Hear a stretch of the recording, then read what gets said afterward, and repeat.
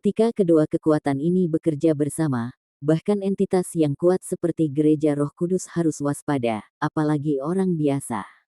Selain Legiun Insinyur Jiwa Sun Moon Imperial, Kekaisaran juga memiliki 4 Legiun Insinyur Jiwa Beast Lord peringkat lainnya.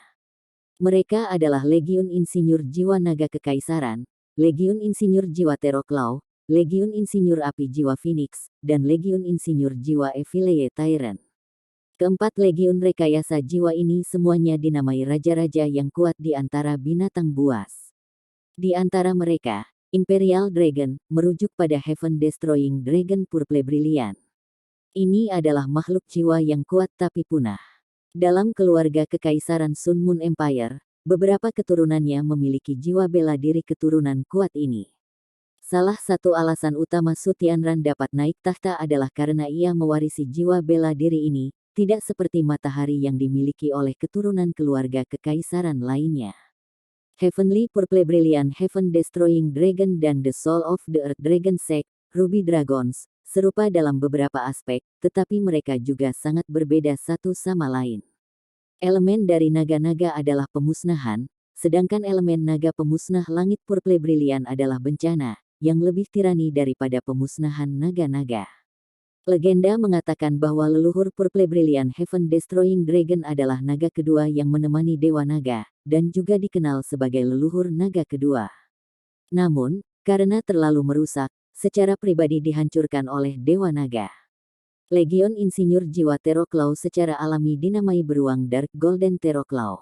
Binatang buas yang menakutkan ini legendaris di semua negara. Fire Phoenix Soul Engineer Legion mengambil namanya dari Fire Phoenix yang mistis. Itu hanya merekrut insinyur jiwa perempuan, dan pemimpinnya saat ini adalah permaisuri Kekaisaran Sun Moon, Juzi. Legiun terakhir, Legiun Insinyur Jiwa Evileye Tyrant, dinamai menurut satu-satunya dari 10 binatang buas besar yang hidup di perbatasan Sun Moon Empire, Evileye Tyrant King. Binatang ini berada di peringkat kedua di antara 10 besar binatang buas besar dan terkenal di seluruh benua Sun Moon. Itu telah menyembunyikan dirinya sendiri dan tidak ada yang tahu apakah itu hidup atau mati.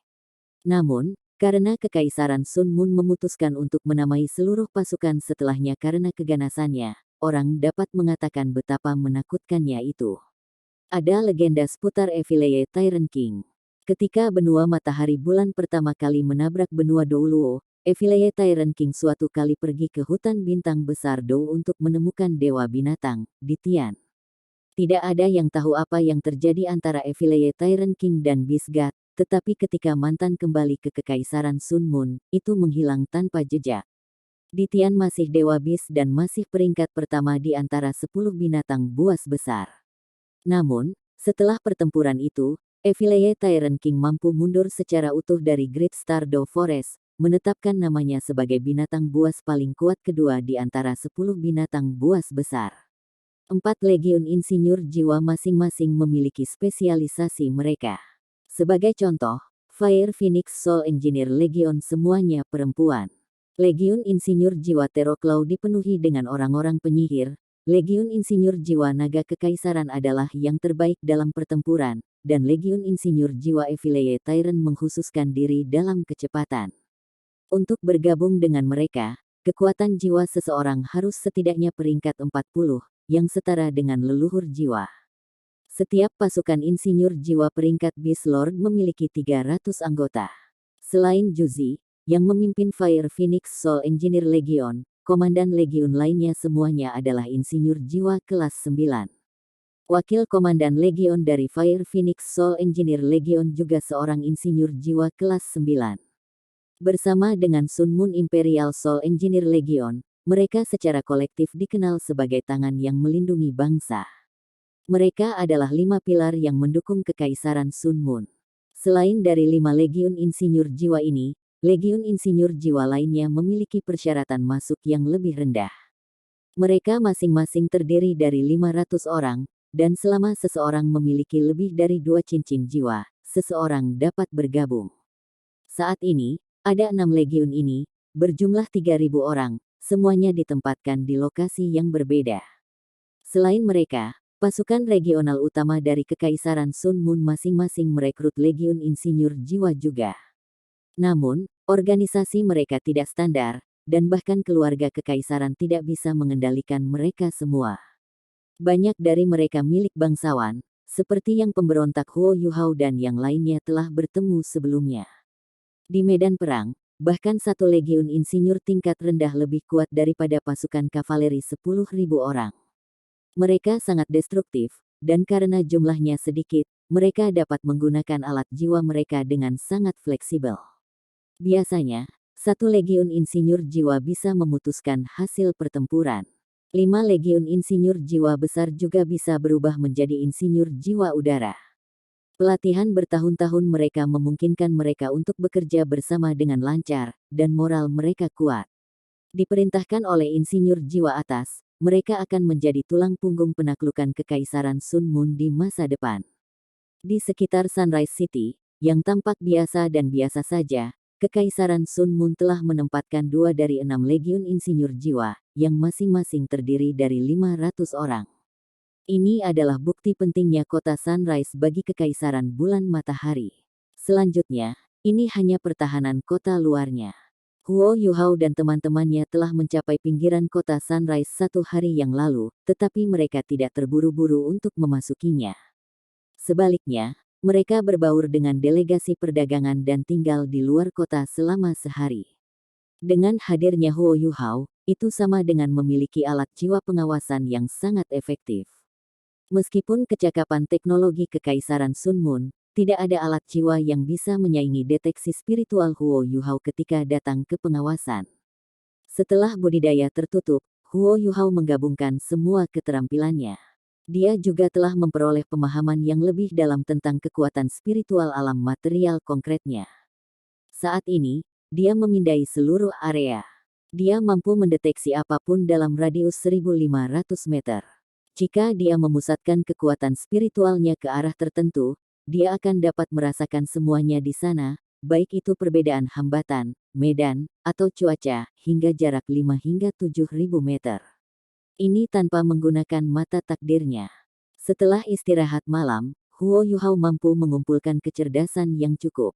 Dia sangat menyadari bahwa ada orang-orang kuat yang menjaga para penguasa jiwa yang ditangkap. Untuk menghindari mengejutkan mereka, ia tidak mencoba untuk menyurvei di dalam kota. Ada banyak jenis jiwa bela diri yang berbeda, dan setiap hari membawa perubahan baru pada pengembangan rekayasa jiwa. Dia tidak bisa memastikan bahwa tidak ada seorang pun dari Kekaisaran Sun Mun yang bisa merasakan kehadiran kekuatan spiritualnya, jadi dia bertindak sangat hati-hati. Jika mereka gagal kali ini, peluang mereka untuk sukses lain kali akan lebih kecil. Hanya ada 7 dari mereka di sana. Tidak mungkin menang hanya dengan kekuatan kasar saja. Oleh karena itu, mereka harus bergantung pada kesempatan yang diciptakan Akademi Shrek untuk mereka, serta akalnya sendiri. Setelah deteksi malam, Huo Yuhao menemukan bahwa 200 insinyur jiwa yang terdiri dari 500 orang dibagi menjadi 10 kelompok. Ini ditempatkan di berbagai lokasi di luar Sunrise City. Sunrise City dikelilingi oleh dataran terbuka. 1.000 insinyur jiwa telah mengambil posisi di dataran. Meriam jiwa, yang lemah secara individu, dikerahkan dalam jumlah besar di sekitar kota. Ada juga beberapa alat jiwa tingkat tinggi di dekatnya. Orang bisa mengatakan bahwa Sunrise City, dalam keadaan saat ini, mirip dengan kota yang terancam kematian. Jika pasukan insinyur jiwa berharap, mereka bisa meratakan kota dalam waktu yang sangat singkat. Tapi mereka bukan yang bermasalah. Itu adalah banyak alat pengintai di tembok kota Sunrise. Setelah satu pemindaian, Huo Yuhao menemukan bahwa mereka terdiri dari detektor jiwa segala medan jarak jauh, detektor termal jarak pendek, detektor jiwa udara jarak menengah, memicu alat jiwa tipe penargetan, dan sejumlah besar jiwa pengintai ketinggian tinggi alat. Orang bisa mengatakan bahwa bahkan jika seekor lalat terbang keluar dari Sunrise City, para insinyur jiwa yang bertanggung jawab atas alat-alat jiwa pengintai ini akan dapat mendeteksinya. Huo Yuhao bisa menyembunyikan dirinya dengan imitasi, dan dia bisa menggunakan Ultimate Eyes untuk mencegah panas tubuhnya ditangkap oleh detektor termal jarak pendek. Namun, hanya itu yang bisa dia lakukan. Tidak ada yang bisa dia lakukan melawan alat jiwa tipe penargetan yang dipicu. Jenis alat jiwa merasakan fluktuasi kekuatan jiwa seseorang. Ketika dia menggunakan imitasi dan es tertinggi, kekuatan jiwanya pasti akan berfluktuasi. Pada saat itu, jika musuh-musuhnya terkunci di lokasi, Huo Yuhao akan dibombardir oleh setiap insinyur jiwa yang ditempatkan di luar. Ini mirip dengan dibom karpet. Dengan kepadatan tinggi insinyur jiwa di dekatnya, tidak mungkin dia bisa melarikan diri. Yuhao, apa yang bisa kita lakukan? Setelah sarapan, Sekte Tang membahas masalah ini dengan suara lirih. Pada saat ini, garis panjang sudah terbentuk di luar Sunrise City. Saat ini, siapapun yang memasuki atau meninggalkan kota Sunrise akan dicari dan diperiksa. Inilah sebabnya mengapa ada delegasi perdagangan yang ditempatkan di luar kota. Mencari satu delegasi seperti itu akan membutuhkan 1 hari penuh, atau bahkan lebih. Huo Yuhao dan yang lainnya bisa berbaur dengan delegasi perdagangan ini. Karena ada banyak pedagang, tidak ada yang memperhatikan mereka. Huo Yuhao berkata, saya telah memindai tempat ini dengan cermat. Tidak mungkin untuk menyelinap ke dalam, karena ada terlalu banyak alat pengintai jiwa. Hampir setiap jenis alat jiwa pengawasan hadir. Akan sulit untuk masuk melalui gerbang kota, karena mereka memiliki detektor kekuatan jiwa yang dapat merasakan fluktuasi kekuatan jiwa kita. Mereka kemudian dapat menentukan kekuatan kita berdasarkan fluktuasi kekuatan jiwa kita. Petik 2. Su Sanshi mengerutkan kening dan berkata, sudah beberapa bulan, namun mereka masih sangat waspada. Kami bahkan tidak bisa memasuki kota seperti ini. Bagaimana kita bisa menyelamatkan mereka? Selanjutnya, mereka menangkap lebih dari 600 orang. Bahkan jika kita masuk, bisakah kita menyelamatkan semuanya? Melarikan diri juga akan sulit, dengan begitu banyak insinyur jiwa baik di dalam maupun di sekitar kota. Bisakah kita melarikan diri? Petik 2. Huo Yuhao berkata, memang sulit, tetapi masih ada peluang. Kita perlu bereaksi sesuai itu. Petik 2. Kami akan pergi dengan pedang melambai, kata Ji Juechen dengan dingin. Su Sanshi melambai padanya dan berkata, sampai jumpa. Ji Juechen meliriknya, tetapi tidak bergerak. Dia adalah seorang fanatik pedang, bukan orang bodoh. Nan Qiuqiu adalah yang paling cemas saat ini.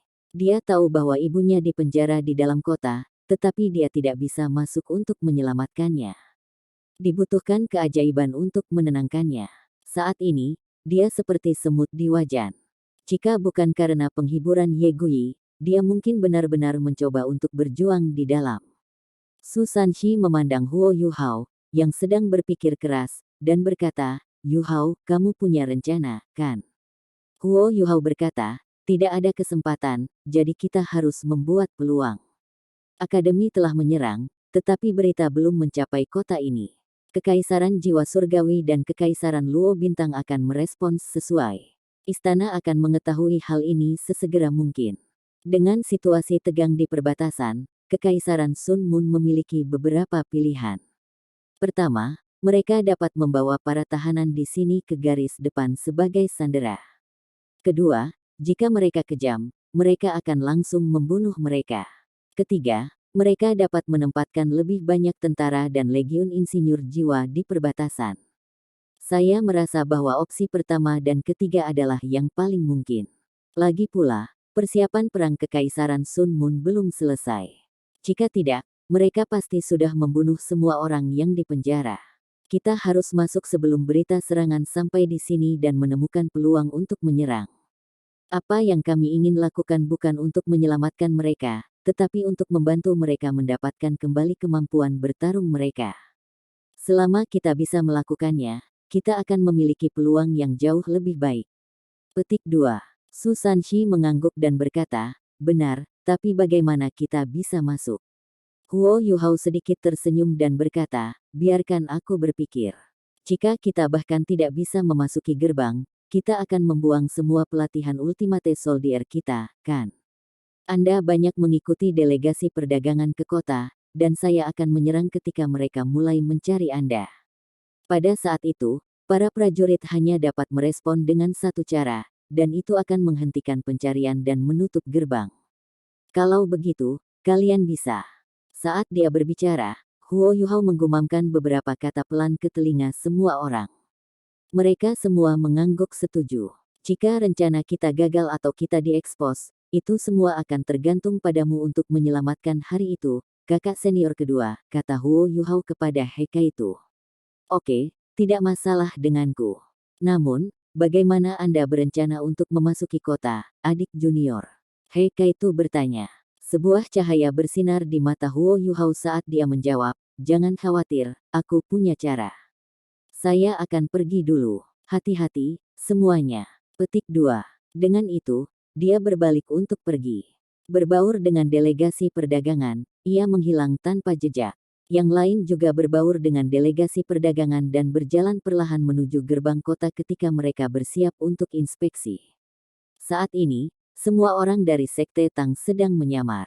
Misalnya, Hekai itu sekarang memiliki rambut di kepalanya, Su Sanshi memiliki bekas luka di wajahnya, dan Ye Gui dan Nan Qiuqiu menyamar sebagai penduduk desa, jauh sekali dari diri mereka yang cantik dan biasanya.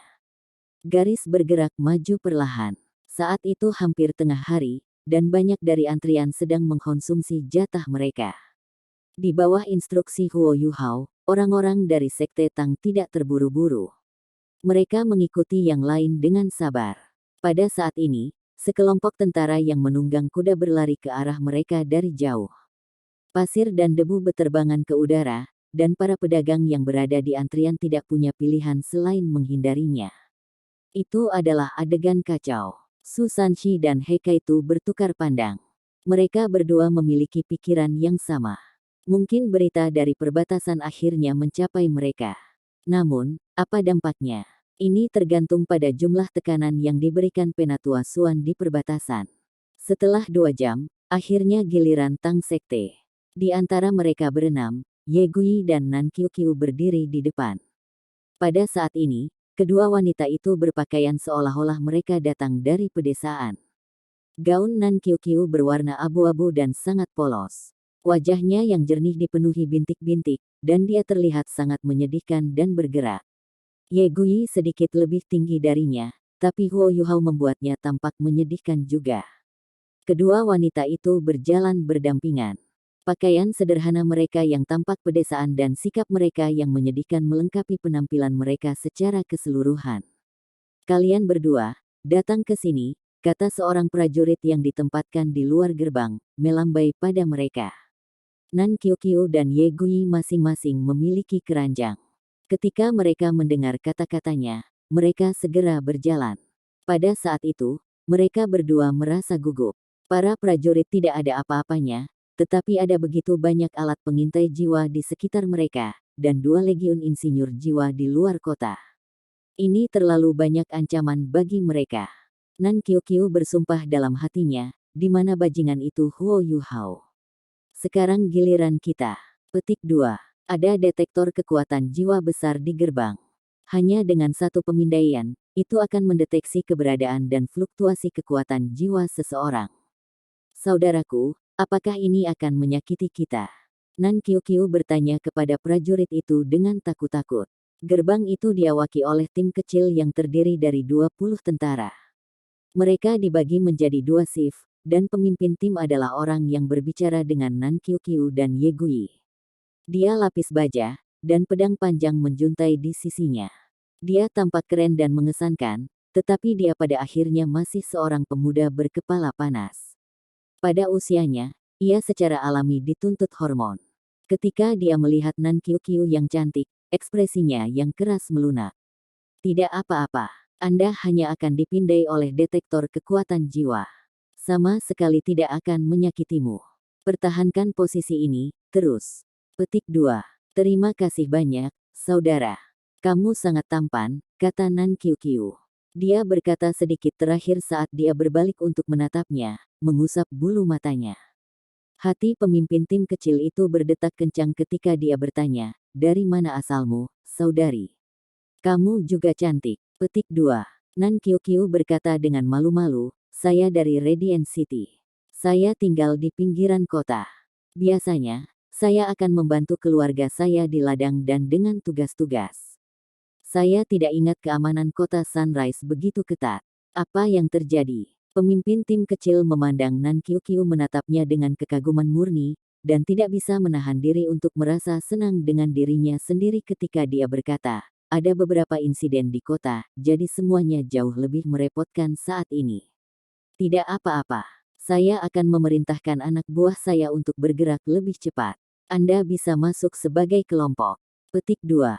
Wow, kakak, kau pejabat. Tidak heran kau terlihat istimewa, Ye Gui menyela dari samping. Pemimpin tim kecil itu tersenyum dan berkata, aku hanya peringkat rendah. Pergi, pergi, apakah kalian berdua bersaudara? Petik 2. Nan Qiuqiu mengangguk dan berkata, itu benar. Dia sepupuku. Sudah ada 6 dari kita, karena kita tidak akan berani bepergian sendiri.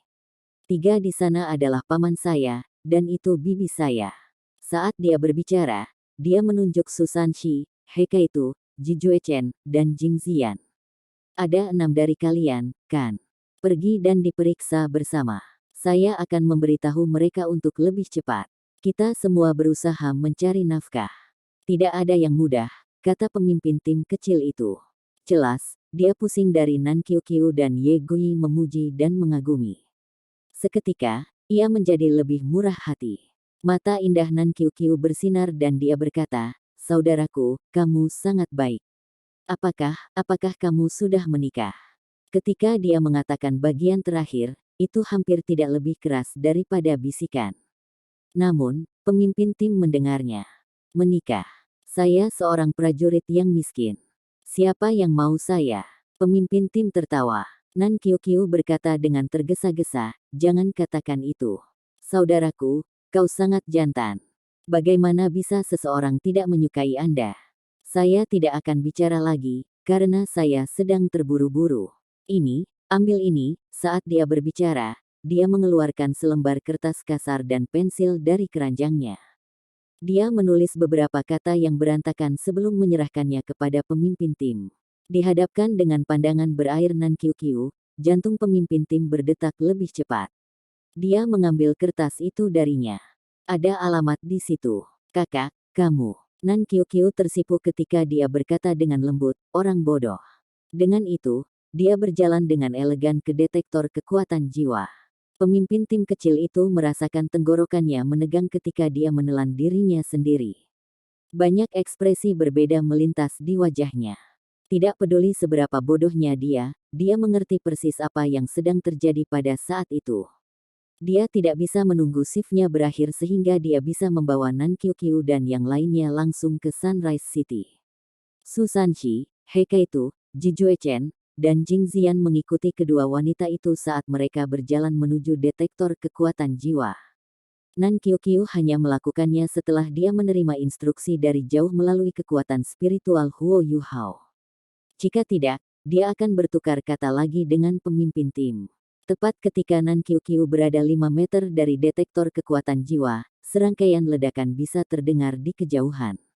Ini menarik perhatian delegasi dagang dan para prajurit. Masing-masing dari mereka melihat ke arah suara. Di dataran terdekat, orang bisa melihat petak besar cahaya berkedip. Cahaya bersinar di semak-semak dan hutan. Tidak ada yang bisa melihat apa yang menyebabkannya, tetapi itu membuat keributan besar. Pemimpin tim kecil, yang sebelumnya tergila-gila dengan Nan Qiuqiu, berdiri linglung untuk beberapa saat sebelum dia membentak perhatian dan berteriak, cepat, masuk. Tutup gerbangnya. Ada serangan. Petik 2. Saat dia mengatakan itu, dia berlari menuju gerbang. Saudaraku, apa yang terjadi? Saya sangat takut, kata Nan Qiuqiu samar. Pada saat ini, baik Ye Gui dan dia gemetaran tanpa henti. Itu bukan masalah besar. Cepat, masukkan kota bersamaku. Kita harus segera menutup gerbang. Saya tidak tahu apa yang sedang terjadi, kata ketua tim tanpa berpikir. Saat dia berbicara, dia memberi isyarat kepada bawahannya untuk membawa detektor kekuatan jiwa ke kota. Pandangan gembira muncul di mata Nan Qiuqiu. 6 dari Tang Sekte bergegas ke kota dengan para prajurit. Ketika gerbang ditutup, Susan Shi, He Kaitu, Ji Juechen, dan Jing Ziyan dengan cepat menyelinap pergi ke kota. Nan Qiuqiu dan Ye Gui, bagaimanapun, tidak terburu-buru untuk pergi. Itu sangat menakutkan. Saudaraku, apakah kita masih harus dicari? Nan Qiuqiu berteriak kepada pemimpin tim kecil, yang wajahnya muram saat dia bersiap untuk naik tembok kota. Pemimpin tim melambai padanya dan berkata, "Masuk kota, cepat. Kita akan punya waktu untuk itu nanti." Ketika dia mengatakan itu, dia melambaikan selembar kertas kasar yang dia pegang di tangannya. Nan Qiuqiu tersenyum dan mengibaskan bulu matanya padanya sekali lagi. Saat itulah dia memasuki kota dengan Ye Guyi. Pada saat ini, tidak peduli seberapa mabuk pemimpin tim itu, dia tidak berani meninggalkan jabatannya. Keenam dari mereka dari Sekte Tang bisa memasuki kota begitu saja tanpa harus diperiksa. Mereka dengan cepat dikelompokkan kembali. Su Sanxi memberi jempol pada Nan Qiuqiu saat dia berkata, "Qiuqiu, kamu sangat baik. Saya tidak tahu Anda adalah aktor yang baik. Dia bukan satu-satunya yang jatuh cinta padanya. Bahkan aku jatuh cinta padamu." Haha. Nan Qiuqiu berkata dengan tidak ramah, "Ampuni aku omong kosongmu, kalau tidak aku akan mengeluh tentang Anda kepada Suster Nanan. Kata-kata Anda benar-benar manis. Kami masuk bukan karena keterampilan akting saya, tetapi karena penilaian karakter Huo Yuhao yang akurat." Petik 2. Ye Guyi mengangguk dan berkata, "Qiuqiu benar. Sementara rencananya terdengar berbahaya, itu sebenarnya cukup bebas risiko." Petik 2. He Kaitu berkata, "Kami tidak perlu menunggu selama 2 bulan terakhir. Jika kami meningkatkan upaya penyelamatan kami segera setelah mereka mengunci para tahanan, keamanan akan jauh lebih ketat, dan kami tidak akan diberi kesempatan seperti itu. Ayo pergi dan cari tempat istirahat. Kami akan menunggu Yu Hao masuk." Petik 2. Tanda pisah tanda pisah tanda pisah tanda pisah tanda hubung. Di luar kota, serangkaian ledakan secara alami disebabkan oleh Huo Yuhao. Sedangkan untuk dirinya sendiri, dia telah lolos dari tempat kejadian ledakan sejak lama. Asal-usul ledakan ini adalah gerbang infernal. Huo Yuhao tidak akan menggunakan necromancy di depan teman-temannya, terutama di depan Ye Guyi dan malaikat sucinya. Namun, ini tidak berarti bahwa dia tidak akan menggunakannya. Pelatihannya yang tertutup selama beberapa bulan terakhir telah sangat bermanfaat baginya.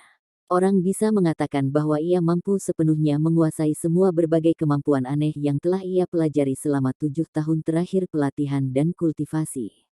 Keahliannya telah mencapai tingkat yang baru.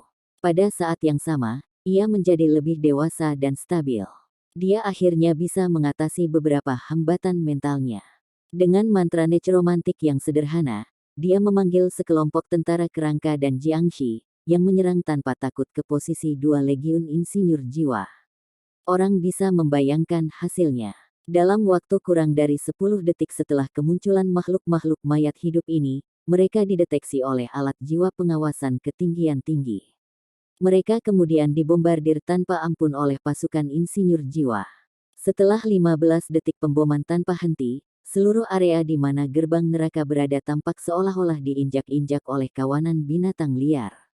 Setiap helai rumput dilenyapkan. Bagaimana dengan Huo Yuhao? Dia telah menyamar dengan imitasi setelah dia melepaskan gerbang neraka. Kemudian, dia bergabung kembali dengan delegasi perdagangan dalam antrian. Seperti mereka, dia tidak bisa memasuki kota setelah gerbang ditutup. Tidak ada yang tahu kapan gerbang akan terbuka lagi. Kemunculan tiba-tiba makhluk mayat hidup pasti akan diselidiki. Namun, kemungkinan investigasi tidak membuahkan hasil. Huo Yuhao tahu bahwa setelah penyelidikan tidak mengungkapkan apa-apa, gerbang akan terbuka sekali lagi. Huo Yuhao mengikuti teman-temannya dengan deteksi spiritual. Pada saat ini, dia merasakan bahwa mereka ada di dalam kota. Sekarang semua orang ada, lebih mudah bagi saya. Huo Yuhao sedikit tersenyum ketika dia melihat detektor kekuatan jiwa raksasa di tembok kota. Senyum dingin merayap di wajahnya. Apakah mereka pikir mereka benar-benar dapat menghentikan saya dengan alat-alat itu? Dia mengamati sekelilingnya. Para pedagang mengeluh. Dia diam-diam meninggalkan delegasi perdagangan dan duduk di suatu tempat dengan naungan. Banyak orang dari delegasi perdagangan melakukan hal yang sama. Karena mereka tidak dapat memasuki kota, mereka meluangkan waktu untuk beristirahat. Tindakannya sama sekali tidak mencurigakan. Namun, meskipun dia duduk, dia sangat sibuk. Matanya tertutup, dan kekuatan jiwa mengalir perlahan melalui tubuhnya. Seluruh orangnya memasuki kondisi yang aneh. Dia melepaskan kekuatan spiritualnya yang lembut karena dengan hati-hati melilit kekuatan jiwa di tubuhnya. Kemudian, dia menenangkan kekuatan jiwa di tubuhnya sepenuhnya. Biasanya, kekuatan jiwa dalam tubuh master jiwa akan beredar terus-menerus selama kultivasi sehari-hari seseorang, membentuk siklus. Hampir tidak mungkin untuk menghentikan itu, tetapi Huo Yuhao bisa melakukannya. Metode ini memungkinkan dia untuk menyegel kekuatan jiwanya dengan kekuatan rohaninya. Seluruh proses ini memakan waktu 1 jam. Hanya kemudian dia mampu mencegah bahkan sedikit pun kekuatan jiwa merembes keluar dari tubuhnya. Dia sementara menjadi orang biasa dengan kekuatan spiritual yang luar biasa. Setelah dia melakukan ini, Huo Yuhao perlahan berdiri saat dia merasa tubuhnya menyesuaikan diri dengan keadaan barunya. Ketika seorang guru jiwa kehilangan kekuatan jiwanya, dia pasti akan merasa lemah. Namun, dia tidak terlalu peduli tentang itu. Kecepatan langkahnya juga melambat. Dia memeriksa keadaan tubuhnya, dan memastikan bahwa kekuatan jiwanya telah sepenuhnya dikompresi oleh kekuatan spiritualnya dan disegel di sudut-sudut dantiannya. Baru saat itulah Huo Yuhao bergabung kembali dengan delegasi perdagangan. Kali ini, ia mengambil keuntungan dari kepercayaan mereka bahwa gerbang kota tidak akan dibuka kembali dengan cepat dan diam-diam menyelinap ke depan antrian. Pasukan insinyur jiwa tidak butuh waktu lama untuk menyelesaikan cek mereka. Setelah 1 jam, mereka mengirim kabar ke kota, dan gerbang kota Sunrise dibuka sekali lagi. Inspeksi dari delegasi perdagangan berlanjut. Setelah 15 menit, Huo Yuhao berdiri di depan detektor kekuatan jiwa. Lampu hijau lembut menyapu tubuhnya. Agar adil, Huo Yuhao juga cukup gugup. Namun, dia punya rencana cadangan. Jika identitasnya terungkap di sini, tidak mungkin Legiun Insinyur Jiwa di kejauhan bisa menyerangnya, karena ada banyak warga sipil dan pedagang di sekitar. Dengan kekuatannya, dia bisa masuk ke kota jika dia benar-benar perlu. Bahkan jika mereka mencari di seluruh kota, dia yakin bisa lolos dari deteksi dengan semua kemampuannya yang beragam. Para prajurit melihat detektor kekuatan jiwa dan kemudian pada Huo Yuhao, yang menyamar sebagai buruh untuk salah satu delegasi perdagangan. Dia melambaikan tangannya, menunjukkan kepada Huo Yuhao bahwa dia bisa masuk. Huo Yuhao menghela nafas lega. Dia senang rencananya berhasil. Dengan kata lain, dengan menekan kekuatan jiwanya dengan kekuatan rohaninya, ia sekarang telah belajar bahwa ia akan mampu menipu detektor kekuatan jiwa. Ada 2 jenis detektor kekuatan jiwa. Tipe pertama akan mendeteksi kekuatan jiwa internal targetnya, dan yang lain akan mencoba dan merasakan jika targetnya melepaskan kekuatan jiwa. Detektor kekuatan jiwa di tembok kota milik tipe kedua.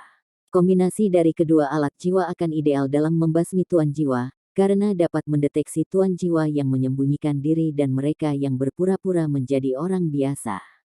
Pada saat ini, Huo Yuhao dapat menggunakan kekuatan spiritualnya yang sangat besar untuk menghindari deteksi dan memasuki kota.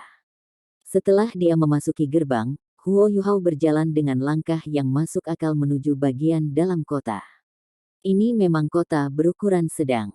Kota-kota Kekaisaran Matahari Bulan tampak berbeda dari kota-kota Kekaisaran Bintang Luo dan Kekaisaran Jiwa Surgawi.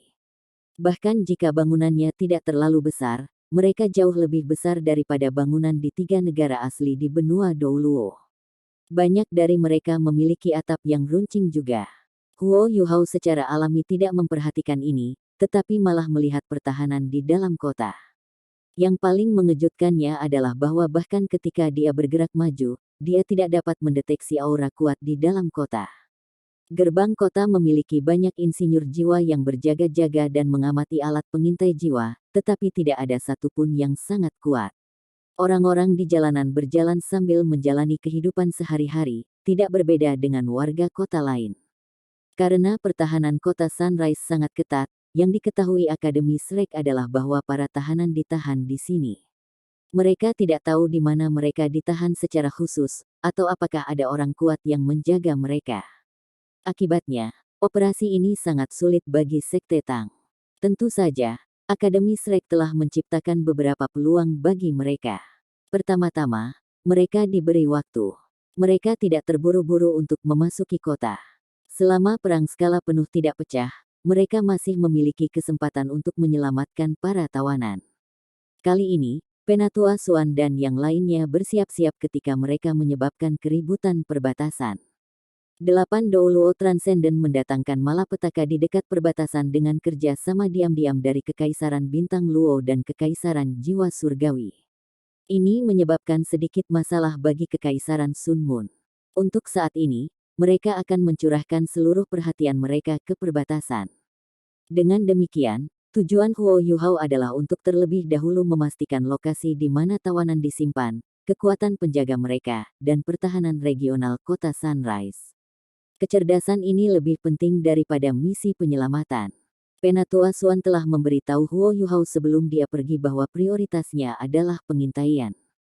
Jika mereka memiliki kesempatan untuk menyelamatkan tawanan, itu akan bagus. Jika tidak, mereka tidak boleh mengambil risiko. Huo Yuhao segera menemukan tanda yang ditinggalkan oleh teman-temannya. Namun, dia tidak buru-buru menemui mereka, melainkan berjalan santai di Sunrise City. Dia berpakaian seperti buruh. Sementara dia tinggi untuk usianya, pakaiannya kasar. Wajah dan gaya rambutnya biasa-biasa saja, dan tidak ada yang akan memperhatikannya. Saat Huo Yuhao berjalan, dia perlahan melepaskan penindasan yang kekuatan spiritualnya berikan pada kekuatan jiwanya. Bagaimana mungkin mudah untuk menyegel kekuatan jiwa seseorang dengan kekuatan spiritual seseorang? Perasaan kehilangan kekuasaan itu mengerikan. Melepaskan segel juga menyusahkan. Dia tidak bisa melepaskan semua kekuatan jiwanya yang terkompresi sekaligus. Jika dia membiarkannya meledak, lorong-lorongnya akan sangat terpengaruh oleh ledakan yang tiba-tiba. Yang bisa dia lakukan adalah perlahan-lahan melepaskan segel, membiarkan kekuatan jiwanya meresap perlahan, dan beredar di seluruh tubuhnya sekali lagi. Huo Yuhao tidak terburu-buru. Saat dia berjalan, dia mengamati sekelilingnya. Dengan kekuatan rohaninya, ia dapat melihat detail yang kebanyakan orang awam bahkan tidak bisa tanpa menggunakan deteksi spiritual. Dia menghafal area yang dia lalui sehingga operasi selanjutnya akan lebih mudah. Dia berjalan selama 2 jam, dan langit mulai redup. Pada saat itu, ia telah melepaskan semua kekuatan jiwanya dan kembali pada masa jayanya.